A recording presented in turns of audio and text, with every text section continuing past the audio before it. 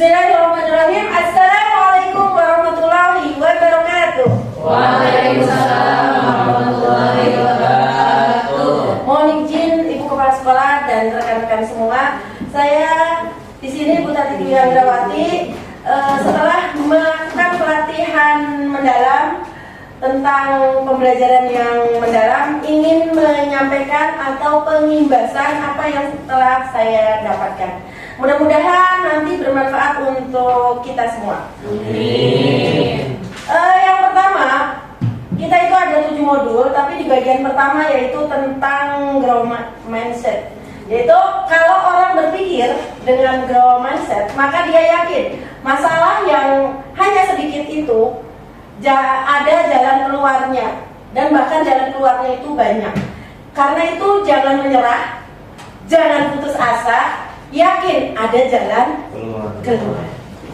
Semua masalah tidak ada jalan keluarnya. Jadi di sini kita harus mengajarkan ke anak didik juga ketika mengalami kesulitan, kita harus meyakinkan bahwa di growth mindset ini pasti ada jalan keluar untuk menyelesaikan permasalahan yang ada di dalam dunia pendidikan. Yang berikutnya adalah daftar isi dari modul pola pikir bertumbuh. Ini adalah yang pertama, konsep pola pikir bertumbuh. Jadi kalau pembelajaran yang kemarin itu ada PPT. Sekarang setelah mendapatkan ilmu pemahaman yang mendalam, pembelajaran yang mendalam, itu ada PBB. Tapi sebelumnya kita tepuk PPT dan tepuk PBB terlebih dahulu ya, biar tidak terlalu tegang. PPT itu adalah proses atau pola pikir tetap. Kita jangan mengajarkan ke anak didik dengan pola pikir tetap. Jadi kita mengajarkan ke anak didik itu harus pola pikir bertumbuh atau berkembang. Ya, jadi tepuk PPT, jika tepuk PPT jika tepuk, habis itu tidak bisa, tidak mau, ya sudahlah. Nah, kebanyakan anak didik kita kan seperti itu, pola pikir tetap, ya udahlah nggak bisa. Akhirnya anak didik itu nyerah. Tapi kalau pola pikir bertumbuh itu adalah belum bisa, ya, belum bisa. Oh, PPT dulu. Ya, tepuk PPT. Tidak bisa, tidak mau, ya sudahlah. Nah, jadi pasrah kan? Kalau yang PBB itu PBB, bukan PBB, bukan Perserikatan Bangsa-Bangsa ya. PBB. PPB. PPB, pola pikir bertumbuh. Mohon maaf ya. Terima kasih teman sejawat yang telah membetulkan dan Ibu Kepsek. Jadi pola pikir bertumbuh ini bukan apa? Lupa, agak sedikit lupa. Gimana Bu Ada? Belum bisa. Terus? Oh, lupa ya. Bukunya ada di bawah sih, ya. Mudah-mudahan nanti juga akan saya sampaikan ya, karena kita juga harus bisa menyampaikan. Jadi anak itu dari belum bisa, yang terakhir harus coba lagi, ya. Harus coba lagi. Jadi jangan di mindset anak-anak itu jangan pasrah, ya udahlah, udah selesai ini waktunya, tidak. Jadi harus bertumbuh. Jadi dari yang belum bisa, tuh tidak bisa, belum bisa, coba lagi. Nah, jadi dari belum bisa, tidak bisa, belum bisa, dan coba lagi. Nah, dari sini pola pikir adalah segala tindakan dan hasil. Kita bukan hanya melihat hasil saja ya. Jadi kita harus bukan hanya mendikte, bukan hanya dari tindakan, tapi kita harus memperoleh prosesnya juga. Lanjut, di sini ada keterampilan, ada dari pola pikir munculkan keterampilan si anak tersebut, lalu si anak tersebut kita beri media untuk mengembangkan, bukan kita tuntun terus. Jadi biar dia anak itu berkembang dengan pola pikirnya, yaitu dengan cara melihat, dengan berpikir dan menghadapi masalah. Jadi kemarin saat pembelajaran pelatihan kami ditayangkan video-video. Di situ kita ditanya, untuk menyelesaikan masalah yang terjadi di dalam video tersebut. Jadi kita tertarik, apalagi anak didik. Makanya tadi juga saat dinilai oleh Bu Kemsek, kita juga menggunakan itu. Dan di awal kita harus cinta tanah air dengan lagu kebangsaan. Mohon maaf kalau terlalu cepat ya. Jenis-jenis pola pikir, silahkan Ibu perhatikan. Di situ ada keyakinan bahwa kecerdasan dan keterampilan bisa dikembangkan lewat belajar dan berusaha. Jadi jangan sampai anak itu sudah tidak bisa menyerah, kita biarkan. Yang selanjutnya adalah kecerdasan dan keterampilan itu bersifat tetap dan tidak banyak bisa diubah. Padahal tidak. Kita jangan mengunci pikiran anak. Kita kembangkan dengan diberi satu kata, anak mengembangkan pola pikirnya tersebut. Selanjutnya di sini ada pola pikir tetap dan pola pikir bertumbuh. Kalau pola pikir tetap menghindari, jadi kadang anak itu tidak bisa menghindari, kita biarkan. Yang berikutnya menyerah.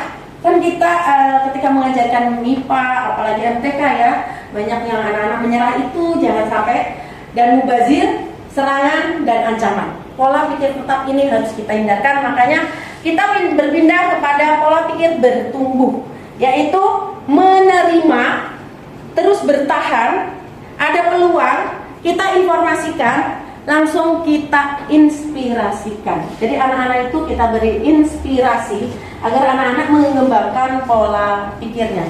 Di sini ada jadi pemikiran anak didik kita yang harus dikembangkan.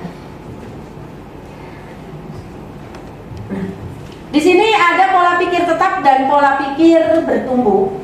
Belajar cara mengenali suara PPT, pola pikir tetap. Suara yang menimbulkan kekhawatiran itu harus kita hindari dalam menghadapi tantangan kesulitan. Jangan sampai saya Rona nggak bisa, itu harus kita hindari. Jadi anak itu tertarik dengan MTK, apalagi matematika ya, sangat sulit. Jadi anak udah saya nyerah. Nah itu harus kita hindari rasa kekhawatiran si anak didik. Makanya kita beralih ke berbicara kembali dengan suara pola pikir bertumbuh, yaitu menumbuhkan atau menimbulkan optimisme dalam menghadapi tantangan dan kesulitan. Kita yakinkan ke anak didik bahwa kesulitan yang kita hadapi harus kita selesaikan, bukan kita hindari. Di sini ada pola pikir tetap dan pola pikir bertumbuh. Silakan Bapak Ibu perhatikan di pola pikir tetap. Apa perbedaannya dengan pola pikir bertumbuh? Perbedaannya apa, Bu? Apakah membuat anak didik itu menyerah atau untuk mencoba? Nah, di sini perbandingannya, dia gagal tidak mampu, ya sudahlah tadi itu.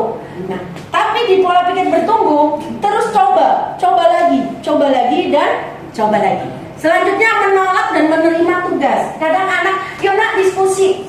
Ya Bu, diskusinya susah amat, kan waktunya mau istirahat. Nah, kita harus bisa menumbuhkan. Bismillahirrahmanirrahim. Assalamualaikum warahmatullahi wabarakatuh. Waalaikumsalam warahmatullahi wabarakatuh. Rabbi shrah li sadri wa yassir li amri wahlul 'uqdatam min lisani yafqahu qawli. Selamat pagi Bapak Ibu guru hebat. Pagi. Oke.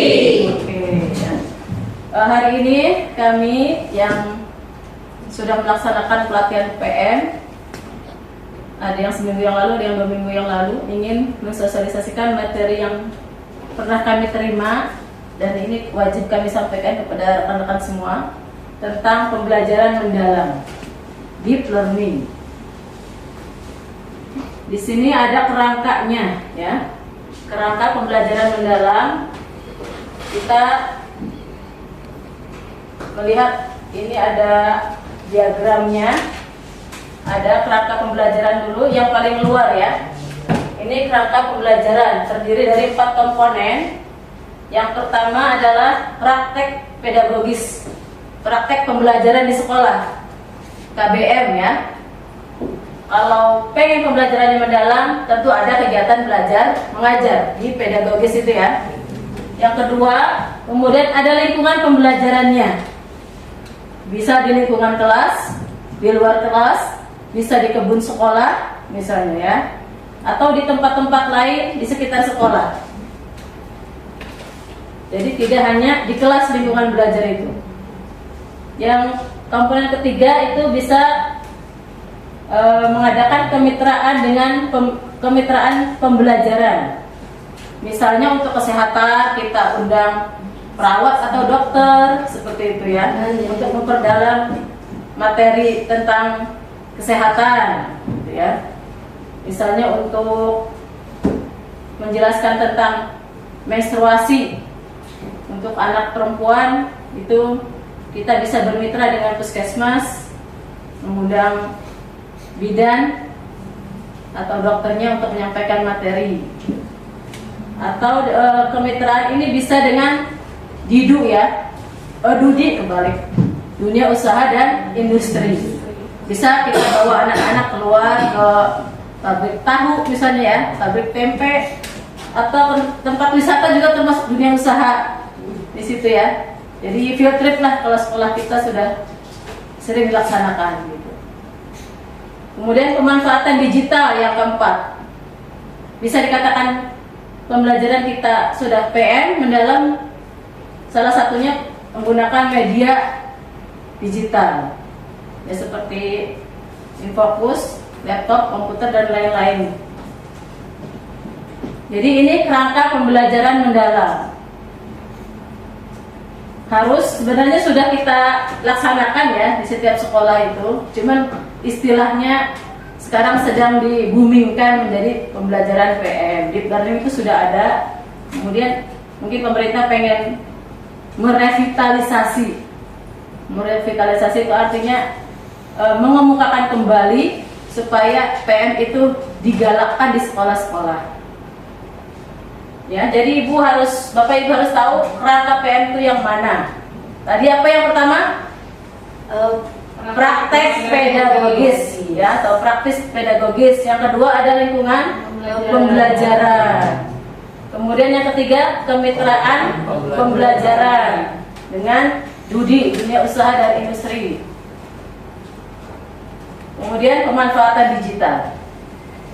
Ya, 4 komponen itu harus tahu gitu ya. Kemudian setelah kerangka pembelajaran ada yang disebut dengan pengalaman belajar. Bagaimana sih seharusnya siswa itu dalam berproses belajarnya? Apakah hanya melihat saja, atau membaca saja, atau mendengarkan saja?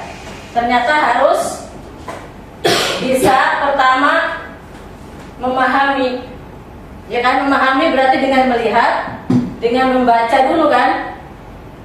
Kalau belum paham pasti dia mengulang lagi bacaannya, sehingga pertama dia harus bisa memahami. Dengan cara apa tadi? Melihat, membaca, baru memahami. Setelah memahami harus bisa mengaplikasi, mempraktekkan apa yang dia sudah pahami dari materi yang disampaikan oleh Bapak Ibu gurunya. Misalnya materi menghemat listrik, menghemat sumber daya listrik, dijelaskan di situ sama Bapak Ibu gurunya. Misalnya selesai pembelajaran, saat pulang harus mematikan lampu kan? Itu aplikasinya. Tidak hanya di sekolah, di rumah juga misalnya setelah pakai kamar mandi dimatikan lampunya. Kalau sudah siang, pagi matikan lampu. Jangan materi disampaikan misalnya di kelas, pas pulang keluar aja lampu masih menyala, AC masih menyala gitu kan. Jadi itu baru memahami saja, belum mengaplikasikan dan teori-teori lainnya gitu ya. Jadi pengalaman belajar itu anak harus memahami, mengaplikasikan dan merefleksikan. Artinya dia setelah memahami, mengaplikasikan, dia bisa mengungkapkan apa yang dia rasakan manfaat dari yang dia pelajari dan dia laksanakan. anak itu bisa mengungkapkan, oh iya, memang penting untuk menghemat sumber daya listrik kalau di lingkungan rumah misalnya gitu kan. Manfaatnya ya hemat uang gitu kan tentunya, karena listrik itu mahal gitu kan. Jadi harus hemat, kalau sudah selesai digunakan harus dimatikan. Kemudian itu refleksi gitu ya, artinya dia bisa memahami apa manfaat yang bisa dia dapat setelah memahami dan mempraktekkan gitu kan. Itu masuk ke pengalaman belajar. Nanti prinsip pembelajarannya juga dua ada. Nah, kerangka pembelajaran yang memuat 4 komponen tadi, kemudian dengan pengalaman belajar siswa yang 3 urutan tadi, pertama memahami, mengaplikasi dan merefleksi, itu muaranya ke dimensi profil lulusan, supaya anak-anak kita, lulusan-lulusan kita bisa menguasai DPL. DPL itu singkatan dari 8 profil lulusan. Harus hafal ini. DPL, kalau ada yang bilang DPL itu 8 profil lulusan. Harus bagaimana lulusan anak-anak kita itu ya? Yang pertama adalah bertakwa terhadap Tuhan Yang Maha Esa.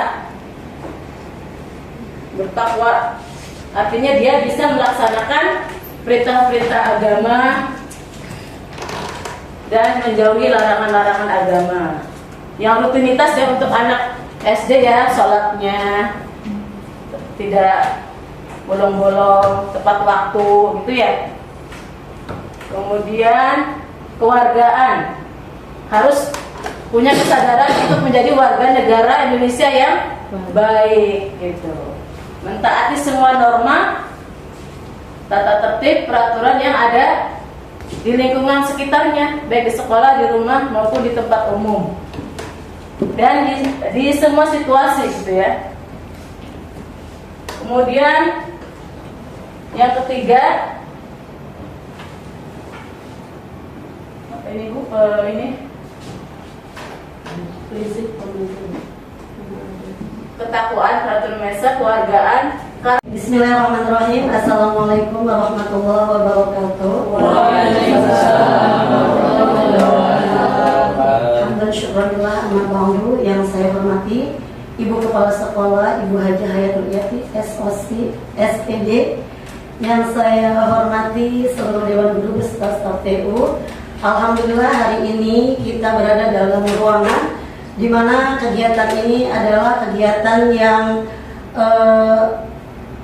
follow up dari kemarin saya diutus dari sekolah untuk mengikuti pelatihan, yaitu pelatihan pembelajaran mendalam yang di tahun ini alhamdulillah pemerintah termasuk Pak Menteri ya sedang menggalakkan deep learning atau pembelajaran mendalam. Yang Ibu Guru dan Bapak Guru sudah ketahui bahwasanya tadi sudah dibahas tentang pola pikir retak, pola pikir bertumbuh, mungkin sudah bisa dipahami, dan juga tadi sudah dibahas juga tentang kerangka pembelajaran mendalam. Sekarang saya akan mencoba untuk menyampaikan materi tentang prinsip pembelajaran mendalam. Nah, dalam pembelajaran mendalam, di situ sudah tadi kita bahas tentang siklus yang ada di kerangka pembelajaran mendalam.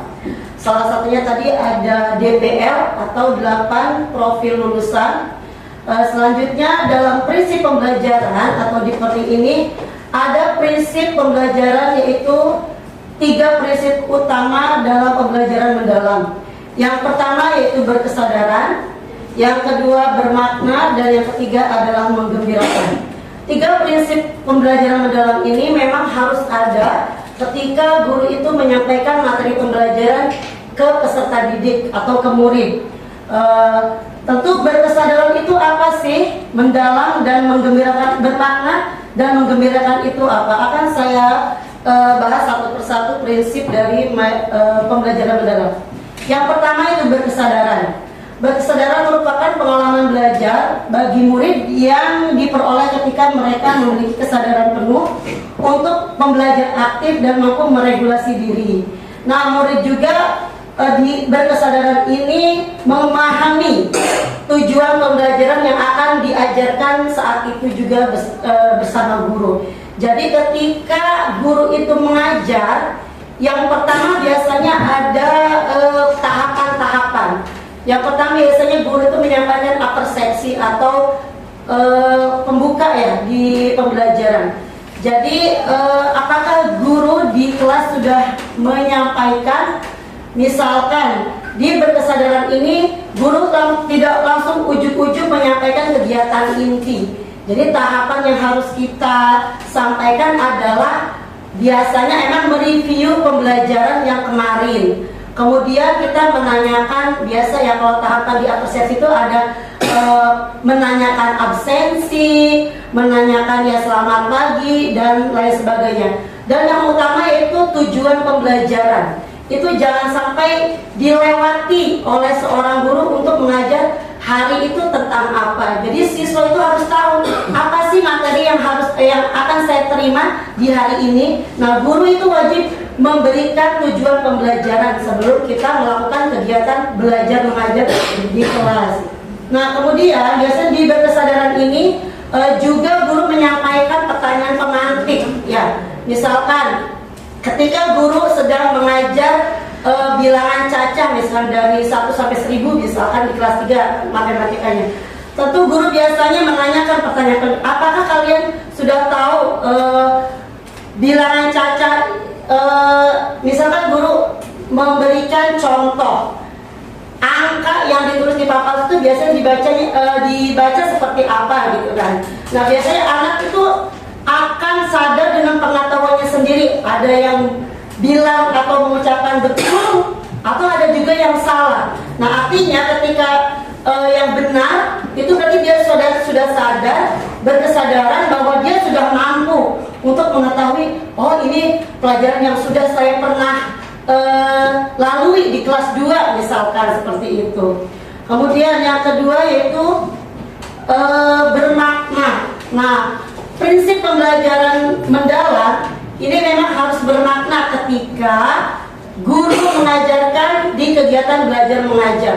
Nah, bermakna di sini menerapkan pengetahuannya secara kontekstual. Kemudian juga murid biasanya bermakna itu kalau pasti akan ada korelasi ya antara kesadaran kemudian bermakna. Nanti satu lagi juga menggembirakan. Nah, bermakna ini biasanya anak-anak memang akan bermakna pengalaman belajar itu ketika di kelas itu belajarnya aktif gitu ya. Misalkan beda halnya dengan pelajaran yang monoton. Biasanya sih yang kita lakukan itu pembelajaran dengan media ceramah ya.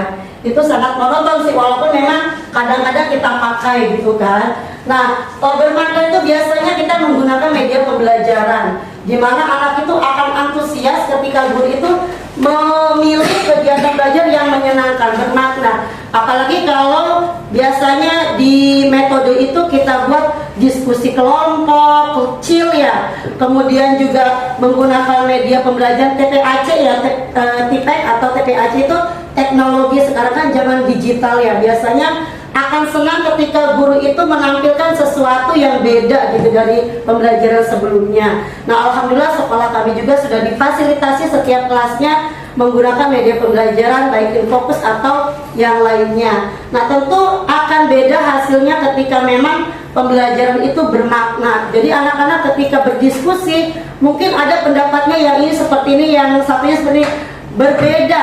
Tetapi ketika dia diajarkan diskusi kelompok kecil, biasanya anak-anak juga akan bisa belajar untuk menghargai pendapatnya orang lain. Nah, itu juga bisa menjadi lintas mata pelajaran yang lain ya. Jadi ketika pelajaran apapun, kalau memang kegiatan pembelajaran itu menggunakan metode diskusi, nah pelajaran lainnya itu juga akan masuk, misalkan pelajaran PKN-nya ya. Jadi dia oh ya cara menghargai pendapat itu seperti ini gitu. Nah, itu kalau sudah dilakukan akan berdampak ke anak itu sendiri. Pelajaran pengalaman belajar saat itu bermakna. Kemudian yang ketiga, prinsip pembelajaran pada deep learning itu menggembirakan. Jadi lagi-lagi memang anak itu tidak dibuat terbebani dengan kegiatan belajar ya. Apalagi kalau memang pelajaran itu membuat anak jenuh ya. Kadang-kadang kita sendiri juga kalau anaknya kurang semangat, kadang berdampak juga ke gurunya ya. Jadi gurunya malah nggak semangat, tapi itu tidak boleh terjadi. Bagaimana seorang guru menyampaikan kegiatan pembelajarannya itu harus menggembirakan. Tentu keterampilan mengajar tiap guru kan pasti beda-beda ya. Semuanya pasti mempunyai keterampilan yang porsinya masing-masing. Tetapi ketika menggembirakan itu tentu akan berdampak dengan hasil proses belajar itu berbeda. Dengan biasanya anak-anak punya pembanding ya. Apalagi di sini kan guru-gurunya berbeda-beda ya, masuk keluar gitu kan ya. Nah, ketika anak-anak itu pelajarannya menggembirakan, pasti kadang ada perbandingan juga dari si anak, atau memang menggembirakan juga bisa jadi kalau kegiatan belajar mengajarnya itu apa ya, yang ibu tadi bilang tidak searah gitu kan, akan membuat anak-anak itu juga memiliki kesan di pembelajaran tersebut. Nah, menggembirakan juga yang saya tadi sudah sampaikan, jadi adanya interaktif antara